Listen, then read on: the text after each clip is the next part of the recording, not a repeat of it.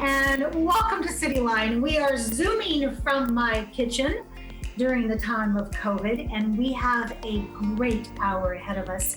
Later on, we'll be talking with Marilise Hood-Kwan. She is the Executive Director of the Center for Dialogue and Resolution, and she will be talking about trauma-based decisions during the COVID time, something you definitely want to learn about.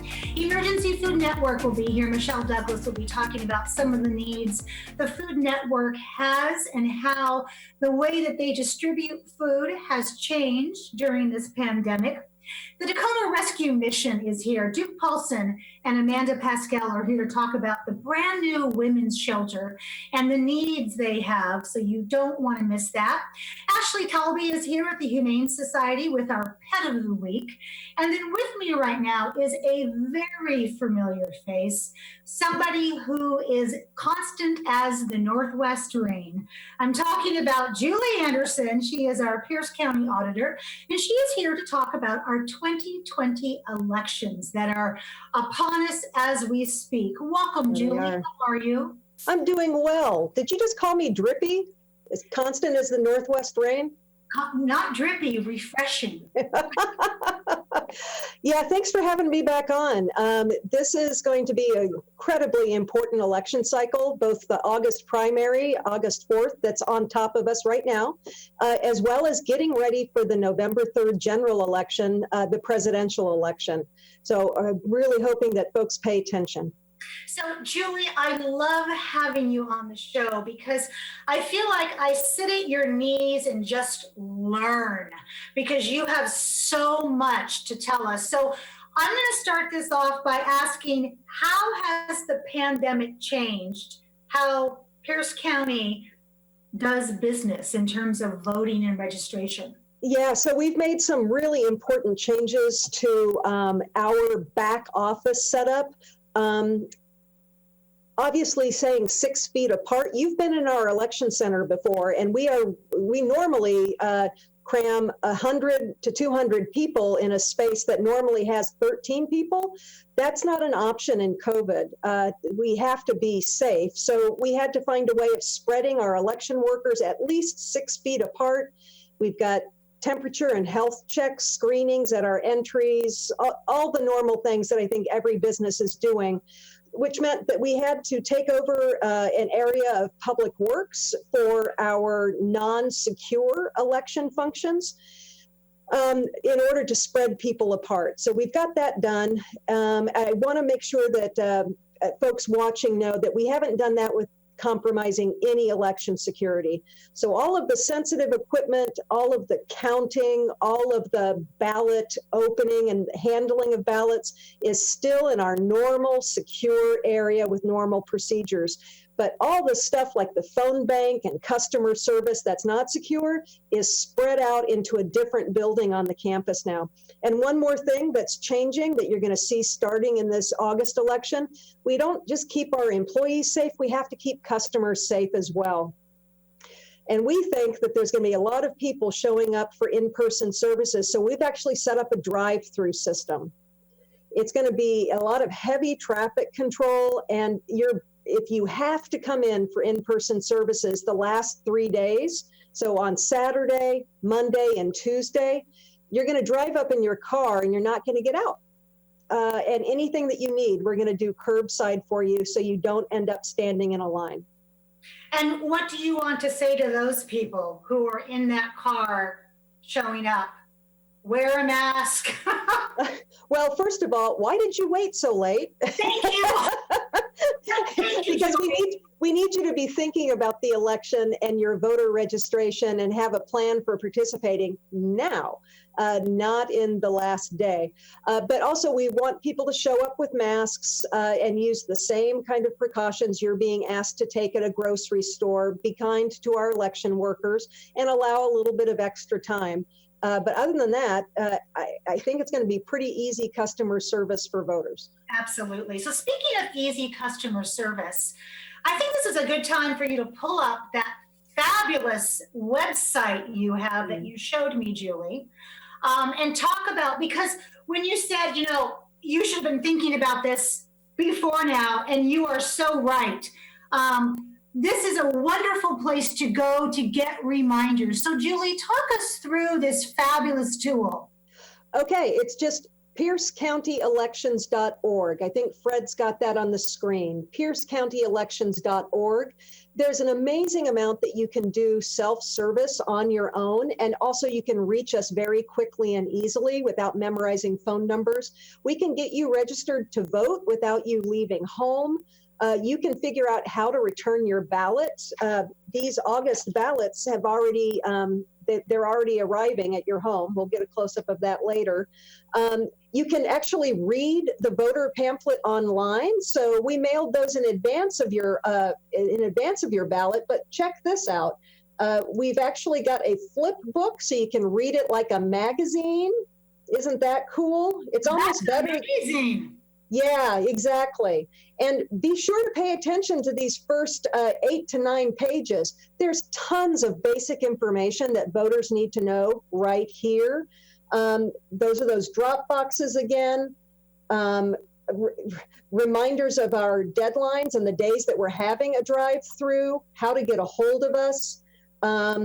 A reminder that if you don't speak English very well and you need your ballot translated, because there's some complex statements, that you can just contact us, and there's information about how to contact us directly in your primary language if you speak Spanish, Korean, or Vietnamese, top 3 languages in Pierce County.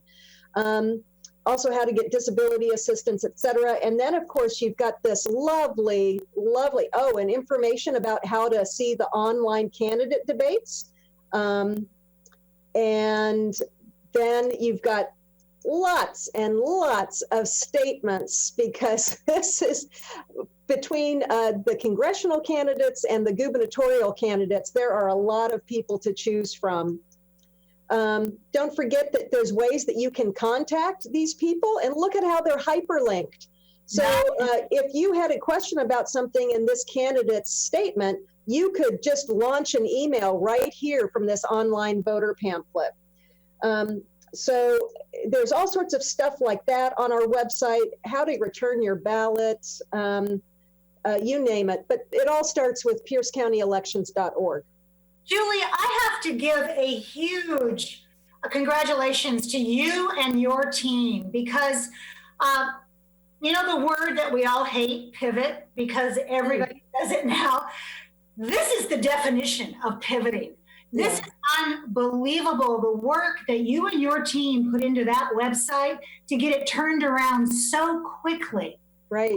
Congratulations. Thank you. And we're going to be standing up a phone bank in November. So don't hesitate to call. We would much rather have you call us and have us walk you through your questions than have you guessing, or worse yet, procrastinating or missing the election. So pick up the phone and call us at 798-VOTE. Here we go. Julie, in these last 4 minutes, I have a couple questions that I'm just dying to ask. First off, what do you expect voter turnout to be like? You always have a great finger on the pulse. Yeah, so people are going to behave as people behave. We're not expecting anything unusual. In the primary, we're expecting a 35% turnout. Even though we're narrowing the field for the governor and for our congressional representatives, we are only expecting 35%. And then we're expecting 80% or more in the November general election. But the most important data point is we're expecting 1% of the voters to need or expect in-person service on election day. And that's what we really want to avoid. So listeners, if you could please, for the August 4th primary, you've already received this ballot in the mail, or you're pretty close. I think that that's a mirror image. Go find it and put it in a safe place. If you're not ready to vote, just don't lose it. If you haven't received a ballot yet, now's about the time you should probably call us to find out what the status of your ballot is. Is it in the mail? Was one not issued? Was it issued to an old address and you need to update it? Just call us, but don't wait until the last minute. So wish number 1, go find this thing, put it somewhere safe. If you can't find it, call us at 253-798-VOTE.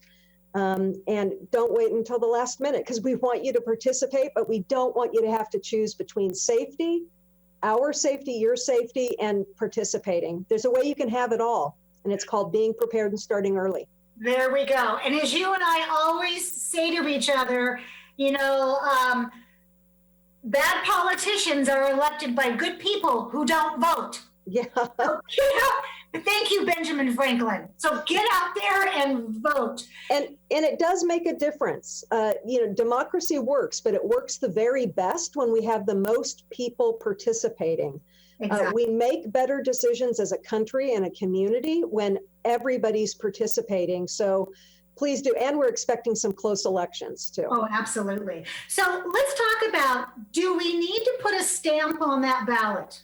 You don't need to put a stamp on much of anything these days. So no, whether you're returning it in the mail, and if you return it in the mail, please do it 4 days before the election.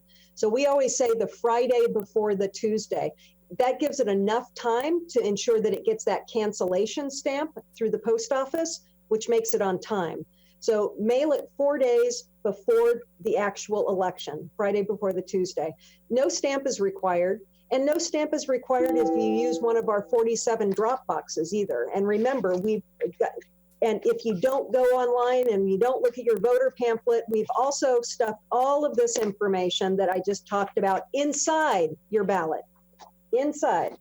You've got tons of stuff inside. You just need to find it, open it, put it somewhere safe. Live it, learn it, know it, as we say.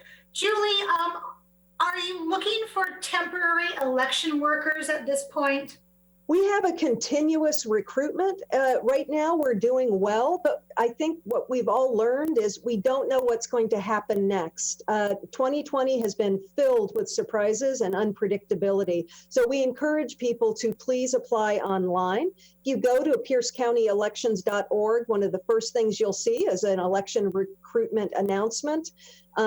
And although we've got plenty of people right now, we don't know what the future holds, and we may need more people for the November election. So please sign up. Julie, I want to say thank you for all that you have brought us today in terms of new information, the way for us to exercise our right and vote safely. Huge thank you to you and your team, as always, for just the standards of excellence that you uphold. Thank you very much. You're more than welcome.